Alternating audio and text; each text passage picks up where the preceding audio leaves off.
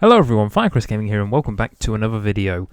We'll welcome you back to F1 2015 with a brand new series. It is the co-op championship between myself and Boss OMG. We're just doing this just to fill some time between the LMP championship because one of us, I'm not going to say who, is not on the game as often, let's say, as the others. But regardless, let's get on with Melbourne, shall we?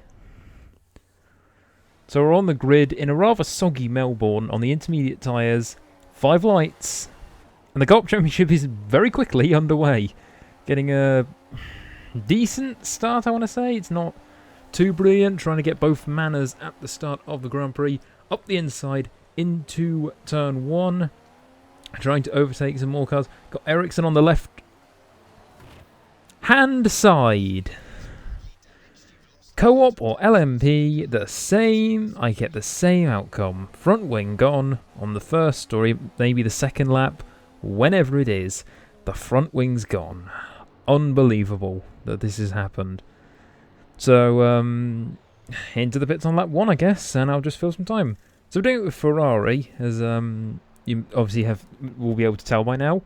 And we thought we'd do it because, I don't know, doing it in Mercedes, I feel as though both of us would be far too overpowered. The Ferrari's quick enough as it is.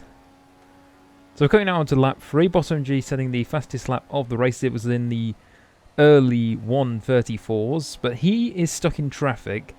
And myself, I've had perfectly clear track and plenty of time to push this car as hard as I can to try and catch up to the rest of the pack. So to come now to the end of lap 3, we're going to show our hand and see what we can do in terms of fastest laps. At the last corner, up through the gears, through 5th, 6th, into 7th gear, and across the line for a 1:31. I didn't quite see what that was. It was 1:31, and we now have fastest lap, and we're on our way to try and catch these guys. The first overtake we're pulling in a while is Roberto Mehi, trying to get around him on lap 6 now. It's taken a very long time to catch up, just because of when we lost the front wing. It was on a very awkward time, because it was so early on. In the race, and quite early on in the lap, in fact, we obviously had to crawl back to the pits, and it took a very long time to get back, so the gap was massive to every single car in front of us. But as I say that, we're trying now to get Will Stevens in the manor. Very good exit out of there. Tyres are a bit worn at this point, so we'll be having to make a second stop soon enough. So yeah, I'd reckon the pit stop would be around lap 9, I'd think, to make the second stop, as we're trying to get Stevens still, really getting close to the back end of the manor now. And then watch this. Okay, I'm not sure about you, but I think he just brake checked me in the middle of the straight. I think, but in my opinion, I think he just brake checked me. Regardless, we're moving on to lap 7 now, as a few of the people are now making their pit stops on lap 7 into 8. We're up to P13. And now onto the end of 8, going up the inside of both Red Bull cars here. Can we make this move stick? Tyres are nearly dead at this point. Trying to get Daniel Ricciardo. And we just about held the move. Very good battle with Daniel there for a minute. And going up the inside now of Felipe Nasr in the Sauber as Maldonado in front of us pits. So here we go, going up positions again. Up to P9. P8, 7. P6 at the end of lap 9, and we are just behind Massa and our teammate Boss MG, but we are going to have to come in to the pits for the stop. And honestly, things were looking half decent at this point, I guess. They weren't looking too bad. We were back out in P12, we had fresh tyres, and really we could push to the end of the race. So let's have a look at a move on Carlos Sainz here into the chicane, up the inside. You have got to be kidding me right now. Well, the front wing's gone, we've got damage, we've got to make another pit stop, and actually, you know what? No, that's it. Frankly, there was no point in continuing that race, because it was game over, as far as I was concerned.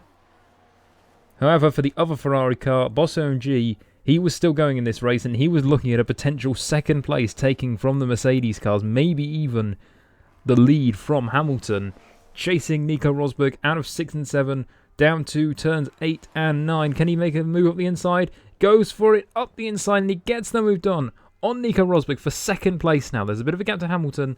We'll see if he can close that down. Rosberg now having to follow, massively swerving around behind him. What is Rosberg doing? No idea. Regardless, Bottom G just now having to try and chase down Hamilton to see if he can take the lead and win the Australian Grand Prix, which would be a very good result, particularly considering my departure from this race and the Mercedes being first and third. They're going to score big. We're not going to. And we do have to think about the constructors for this one, because we're not really bothered in the LMP Championship so much, but in this one it's a co-op, so that was kind of one of the points of the co-op mode when it actually was a thing in old games. So yeah, we've got I'm obviously going to have to set up a table for this, keep note of the points, and then I'll reveal the points whenever I can. But at this point, Boss MG, I was always working as his mini race engineer, and he comes out of turn 1, massive slide from the rear. The car has almost gone on him, but he seems to have held it just about. But his tyres at this point were absolutely shot. They had gone off the cliff, running wide out of turn 3. Bit of a cut there, a bit wide there. It's absolutely gone at this point.